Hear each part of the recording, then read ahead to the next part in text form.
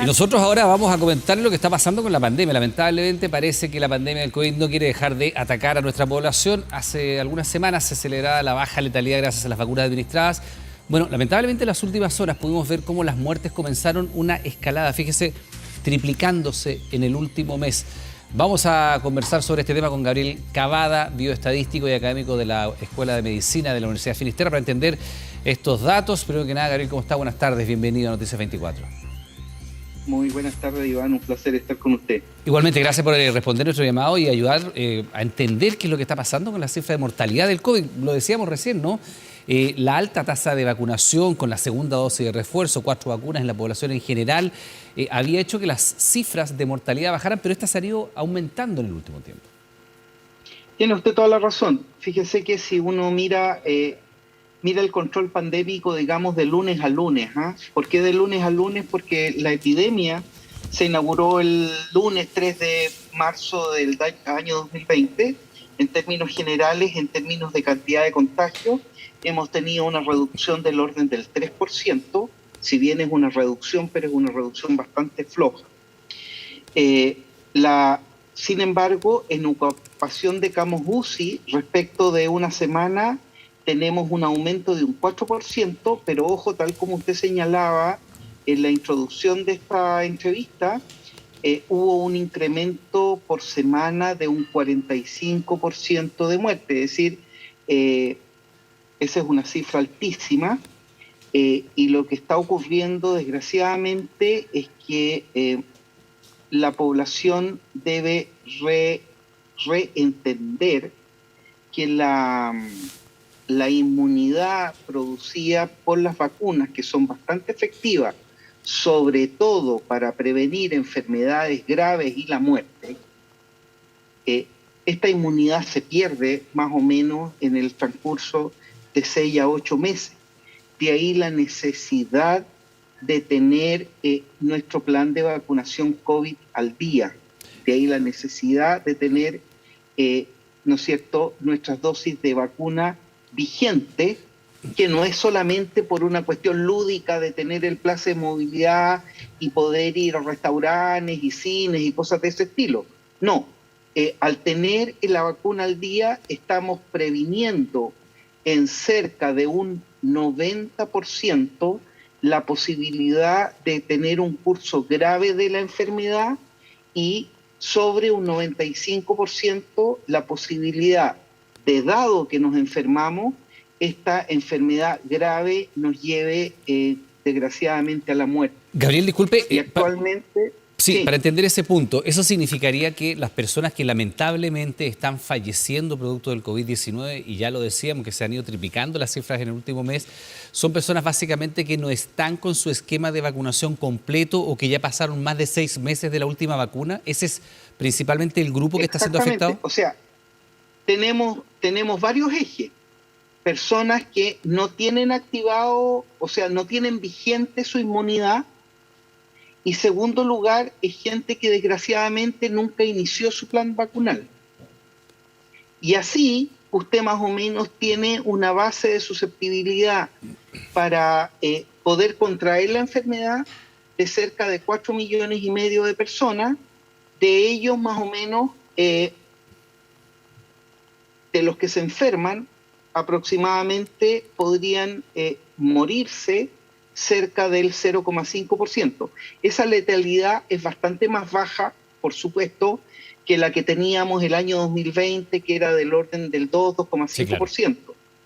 Pero resulta que si usted tiene un gran volumen de contagio, igualmente son muertes significativas. Claro, el número termina siendo significativo. En términos de volumen, claro, es muy grande.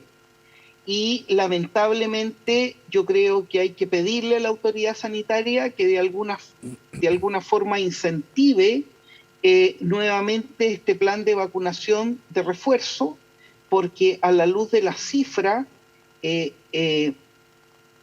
la inoculación de refuerzo, las cuartas dosis, parece que esta campaña hubiera sido un fracaso. Gabriel, sobre ese, que un tema que ha sido bien discutido, lo hemos conversado incluso con la ministra en su minuto, con el subsecretario Cuadrado, a propósito de si es que se bajó la comunicación de riesgo. Algo pasó naturalmente con este tema, porque efectivamente primero se flexibiliza, ¿no? Se flexibiliza el uso de la mascarilla. Hoy día ya no usamos la mascarilla en lugares públicos en términos generales. Bastante coincidente con lo que pasa en buena parte del mundo también, hay que decirlo, en el hemisferio norte, sobre todo por las condiciones en las que está en pleno verano, ya la mascarilla francamente no se usa. A nosotros nos tocó estar hace muy poco y la verdad es que no se está usando la mascarilla. Acá en el continente también hay muchos países que han ido abandonando paulatinamente el uso de la mascarilla. Perú volvió a usarlo ahora, pero en fin, es una cosa que va como política pública a nivel mundial, va avanzando. Pero eso no significa que las vacunas tienen que dejar de ponerse, ¿no? Y aparentemente allí hubo una falta en la comunicación de riesgo que a la gente le ha hecho decir, mire, ¿sabe qué? La verdad es que ya tengo 2 vacunas o ya tengo 3, con eso estoy listo, por decirlo de alguna manera. ¿Qué pasó allí con la comunicación de riesgo? Porque primero nos dijeron, hay que vacunarse, si usted se vacuna tiene el pase de movilidad y se le va a vencer el pase de movilidad a un grupo bastante relevante de la población, y fue mucha gente a vacunarse, pero después resulta que tampoco era tan necesario. Con el PCR negativo usted se saltaba ese requisito. ¿Ha pasado algo allí? ¿Había una política un poco errática en su opinión? Sí, sin duda. Y además que las circunstancias contribuyeron a esto, ¿eh? Acuérdese que nosotros a mitad de febrero tuvimos esta gran brote Omicron, digamos, que llegamos a cifras tremendamente impresionantes, y esta baja fue muy rápido, pero acuérdese además que nosotros estábamos saliendo del verano y este virus tiene una componente estacional. Sí. Entonces, cuando nosotros abandonamos, más bien cuando la autoridad sanitaria dijo, mire, ¿sabe qué? Ya no es necesario usar mascarillas, etcétera, etcétera, ojo que la población tiende a comprender que la epidemia va quedando atrás, cuando en realidad había que haberse preparado a la ola de invierno, que para colmo de desgracia empezaron a competir los otros virus respiratorios. Mire usted, digamos, todo lo que ocurrió con el virus sincicial en los niños, etcétera, etcétera. Y yo creo que ante este hecho, muy desgraciadamente, lo que uno verifica que la autoridad sanitaria ha sido reactiva y no preventiva en términos de esto. Y usted muy bien señalaba que de alguna forma nosotros copiamos ciertas políticas que se estaban dando en el hemisferio norte, pero el hemisferio norte relajó el uso de mascarilla cuando estaban entrando a primavera-verano, y nosotros, imitando en la misma fecha cronológica, lo hicimos entrando al invierno, cuando yo mismo en alguna entrevista dije que la medida de la mascarilla la podíamos haber levantado a finales de agosto, digamos, cuando nosotros estuviéramos entrando en primavera, y probablemente muchos de estos contagios, por el solo hecho de la barrera física de la mascarilla, podrían haber sido evitados. Ahora, Gabriel, en este sentido usted hablaba de la estacionalidad. Por supuesto, en esta época del año, la temperatura tan baja que está golpeando una zona muy relevante en nuestro país, afortunadamente ha habido lluvias, que eso siempre es bueno porque limpia un poco el aire, aunque dure poquito, pero hay una confluencia de otras enfermedades respiratorias como no se había visto en años, ¿no? Virus sincicial, adenovirus, rotavirus, influenza, parainfluenza, en fin, y nos decían distintos especialistas, han venido atacando como en paralelo, cuando normalmente eran secuenciados, partía uno, había un pic de un virus, después dejaba de circular, venía el siguiente y ahora están todos atacando en conjunto. Si a eso le sumamos, por supuesto, el coronavirus y adicionalmente una población que se ha llamado los bebés pandémicos, ¿no? Que son estas guaguitas nacidas en estos últimos 2 años que tienen, por razones de la pandemia mismo, ¿no? Han estado con poco interacción con otros niños, probablemente menos defensa. Sin exposición, digamos. Sin exposición a los virus y por ende con menos defensa. Entonces van, por decirle usted, a la sala cuna o jardín infantil y se contagian de todo. Entonces es un panorama parecido a una tormenta perfecta, pues. Bueno, eso es lo que ocurrió, digamos. Eso es efectivamente lo que ocurrió, y por eso vimos además un brote bastante rápido de este virus sincicial, a pesar de que alguna vez se dijo que en términos del número de casos había sido bastante menos que las cifras prepandémicas. Estoy hablando del sincicial. Pero sin duda, digamos, cuando usted tiene niños que no tuvieron esta exposición, etcétera, etcétera, que estuvieron muy protegidos durante 2 años, por supuesto, digamos, que esta epidemia de los virus respiratorios pediátricos los atacó con fuerza y eso es lo que vimos. ¿Mm? Ahora, Gabriel, ¿cuál debiera ser el panorama en los meses que vienen? Porque nos quedan todavía buenos meses de invierno, está recién arrancando el invierno. Y naturalmente, al ver cómo se han triplicado las cifras de fallecidos en el último mes y las condiciones climáticas, uno tendría que decir, afortunadamente estamos volviendo a tener inviernos como el invierno, ¿no? Con frío, con lluvia, en fin, incluso con precipitaciones sólidas. Se espera ahora, mañana en la tarde, un nuevo sistema frontal que va a afectar la zona centro-sur del país de manera muy intensa. ¿Qué debiera pasar con este comportamiento de personas que están falleciendo por coronavirus en lo que queda de invierno? Mire, históricamente el pic de fallecidos se produce aproximadamente unas 3 semanas después de que se produce el pic de los contagios. Estoy hablando, por supuesto, de COVID, ¿no? Uh-huh. Y el pic de contagios ocurrió la semana del 20 de junio, o sea, estamos ya a 2 o 3 semanas A dos de semanas de aquello. aquello. A 2 semanas de aquello, por lo tanto, la semana que se viene debería tener debería tener desgraciadamente este pic de fallecidos y de ahí empezar a bajar lentamente porque copia la curva epidemiológica con este delay de unas 3 semanas, pero por supuesto este buen augurio en ningún caso llama a relajar medidas. Y creo que lo importante en este momento es que la autoridad sanitaria reincentive la vacunación, la reincentive y no desde el punto de vista de la coerción de caducar pase de movilidad, porque usted no saca nada de más si los caduca y no los fiscaliza. Más bien yo iría por incentivar el tener el pase de movilidad al día. Podían pensarse, tiro una idea, digamos, Uh-huh. en descuento en compras de bienes no suntuarios y lo que le va a descontar, digamos, el comerciante, usted se lo retribuye vía rebaja de impuestos, pero algo hay que hacer en términos de incentivo para que la gente se vuelva a activar en tener sus vacunas al día. Bueno, Más que esta coerción, más que esta restricción que significa no tener el pase de movilidad, que incluso, bueno, funcionaría en la medida que tuviera capacidad de fiscalización, pero parece que en ese sentido todo se ha relajado, ¿no? Y ha quedado toda la buena voluntad de los ciudadanos, y si esa es la situación, bueno, que los ciudadanos informen, y es bueno decirle que esta cosa no ha pasado, y seguimos teniendo esta avalancha de muertos que, por supuesto, no es comparable a lo que tuvimos ni el 2021, ni es comparable a lo que tenemos el 2020, pero en el hecho concreto seguimos lamentando muchos muertos. Bueno, de hecho, uno de los temas que preocupa, y me imagino que usted también al respecto habrá mirado las cifras, ¿no? El bajísimo testeo que se está realizando ahora. La verdad es que si uno suma PCR, antígeno, estamos del orden de los 25.000, 26.000 al día, cuando hemos llegado a tener 90.000 en los momentos más críticos probablemente de la pandemia. Claro. Y eso da cuenta también de que hay un relajo. O sea, yo no sé quién hoy día se está haciendo los PCR, salvo alguien que tenga un cuadro sospechoso, pero en términos generales hay un testeo bastante bajo y eso naturalmente nos da una foto muy difusa de lo que realmente está ocurriendo, porque si no se está testeando ni con PCR, ni con antígeno, o en esta cantidad tan baja, 25.500 el último reporte. Si lo comparamos con los momentos más crudos de la pandemia, probablemente también ahí también se raja, o influye el hecho de que sea fin de semana, siempre hay un desfase. No, pero sabe que incluso teniendo muy poco testeo, tiene positividades también muy altas, ¿sí? Y lo que ocurre es que en este momento el contagio COVID es bastante traicionero porque usted en este momento lo puede confundir con cualquier tipo de resfrío, ¿verdad? Uh-huh.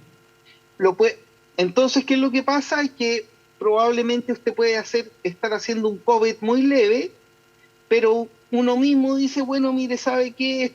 Esto debe ser un resfrío cualquiera nomás, y por lo tanto me dejo estar, pero resulta de que efectivamente en una persona joven, relativamente sana, este virus puede pasar en un curso bastante silente, pero esta persona abraza, besa a su abuelo, a sus padres, y ahí empiezan a aparecer estos cursos de enfermedades graves y muertes. Ahora, Gabriel, yo me imagino que esto también es una complicación que han vivido todos los países, ¿no? Llevamos ya 2 años de pandemia, hay un desgaste evidente de la población. La verdad es que hay gente que a veces ya no quiero más mascarilla, no quiero más vacuna, a mí no me sigan con este tema porque ya pasaron 2 años. Y hay una resistencia que yo me imagino que también es bastante natural como fenómeno, ¿no? Que la gente diga, ¿sabe qué? Ya pasó. Y porque además uno mira las imágenes que vienen del hemisferio norte, usted ve lo que está pasando en Estados Unidos, en Europa, no tengo idea. La gente está en conciertos, en actividades muy masivas, acá también, ¿no? Entonces la gente dice, me voy a seguir vacunando, pero de alguna manera hay que lograr aquello. Hay que lograr que la gente se vacune. ¿Usted cree que va a ser necesario, y se lo pregunto a propósito del PCR, estaba revisando las cifras, se reportaron 15.922 exámenes PCR, que es lo más bajo desde el 10 de mayo. O sea, efectivamente es muy Por bajo. supuesto, Es muy bajo, es muy bajo, y la posibilidad nacional está en 15,59. ¿Habrá que pensar en la necesidad de una quinta vacuna cuando todavía nos quedan rezagados con la cuarta, con la tercera, y hay un grupo que se estima cerca del 7% de la población que no tiene esquema de vacunación derechamente? No, mire, yo en esto adhiero a lo que dicen los expertos del KBI, digamos, ¿no es cierto?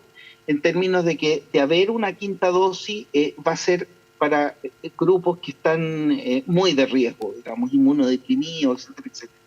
Pero sí lo que tiene que ocurrir muy probablemente es que va a tener que existir una dosis a población general, iniciándose probablemente el próximo invierno, estoy pensando probablemente en febrero, marzo o abril, pero que sea un único pinchazo y ya la vacuna adhería, digamos, a las clásicas formulaciones de influenza, ¿no es cierto? Y que contengan las variantes más nuevas del virus. Estoy pensando en estas vacunas en base a virus muerto como la Sinovac, ¿no?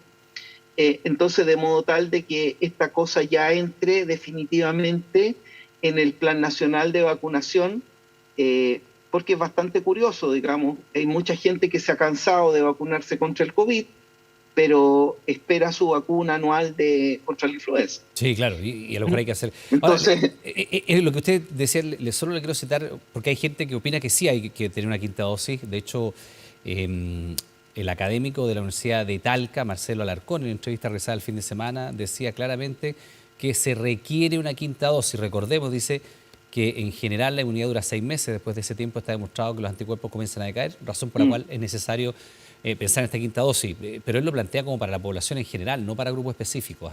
Como que después de los 6 meses de la cuarta o segunda de refuerzo, como usted quiera llamarle, habría que pensar en una quinta dosis, como usted dice, probablemente en marzo. claro, pero fíjate que yo le estoy abordando lo mismo en términos prácticos. Si la dosis de refuerzo, la campaña de cuarta dosis fue un fracaso, primero superemos el fracaso de la cuarta dosis y empezamos a plantear el tema de poner en términos poblacionales la posibilidad de una quinta vacuna, ¿sí? O sea, el problema actual es cómo yo reduzco los 4 millones de posibles susceptibles que tengo en este momento para ser contagiados, ojalá a 500.000 o a cero, ¿no? No va a ser nunca cero, pero el problema es que tengo por lo menos 4 millones de personas que antes estuvieron vacunadas y hoy ya no tienen inmunidad. Por eso le digo que el camino, a mi juicio, en términos prácticos, es recuperar la inmunidad de las personas, el nivel de inmunización, poniéndole un incentivo al pase de movilidad y no necesariamente medidas coercitivas que son tremendamente mínimas, no fiscalizables, ¿no es cierto? Y así lograr de que la gente se entusiasme por vacunarse, digamos. Gabriel, para ponerle número, usted nos dice 4 millones más menos de chilenos están sin su esquema de inmunidad porque ya se venció, pasaron más de 6 meses de su última vacuna.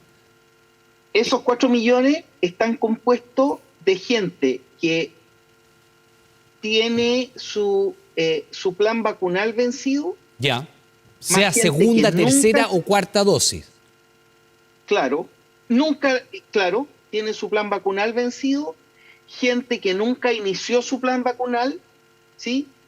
Y gente que por edad está cumpliendo, porque a las guaguitas chicas no hay registro de COVID, pero esas guaguitas crecen y entran a este bolso de susceptibles. Entonces, si usted suma estas tres cantidades, se va a quedar con estos 4 millones de susceptibles nuevamente. Ahora, Gabriel, en algún momento de la pandemia, en el momento más complejo, Chile llegó a estar entre los 2 o 3 países con esquema de vacunación más efectivo por cantidad, no por el número total, evidentemente es un país pequeño, 19 millones de habitantes, pero no por el volumen, sino que por los porcentajes, comparable con Israel, en fin, era una cuestión bastante impresionante, muy por sobre la media de los países europeos, muy por sobre lo que se hacía en el continente. Hoy día, si nosotros miráramos ese cuadro, ¿cuánto hemos caído y a qué lo atribuye usted principalmente? Mire, si nos comparamos, probablemente no hemos caído tanto y mantenemos buenas tasas de vacunación. Ya, pero 4 millones de personas sin el esquema es una cantidad muy relevante de la población. Si somos un país de... Pero es fuerte. De 19 millones, estamos hablando un cuarto de la población que no está con su vacunación. Claro, pero ¿sabe cuál es el problema que justamente nosotros tenemos? Es el hacer comparaciones. O sea, porque de alguna forma, al compararnos con otros países, tendemos a dormirnos en los laureles. Ya, se relaja, ¿sí? La gente. O sea, exactamente. No estamos tan mal, entonces sigamos así. Cuando íbamos, claro, íbamos primero, segundo, lo que usted quiera, pero íbamos ganando la carrera con 100 metros de ventaja. Ahora probablemente también estamos ganando la carrera, pero ya no son 100 metros de ventaja, son 20. Ya. ¿Me entiende? Sí, está súper claro. O sea, por eso la comparación nos va a tender a la mediocridad. Y es lo que no debería ocurrir. Y sobre todo en un país como Chile, que ha tenido una grandísima tradición de cuidar la salud pública, y mi percepción es que esto lo hemos relajado tremendamente. Bien, pues Gabriel Cavada, bioestadístico, académico de la Escuela de Medicina de la Universidad de Finisterre, le queremos dar las gracias por esta conversación con 24 horas. Que tenga una muy buena tarde. Muchas gracias. Un abrazo grande, Iván. Un placer haber estado con usted. Hasta luego. Que esté muy bien.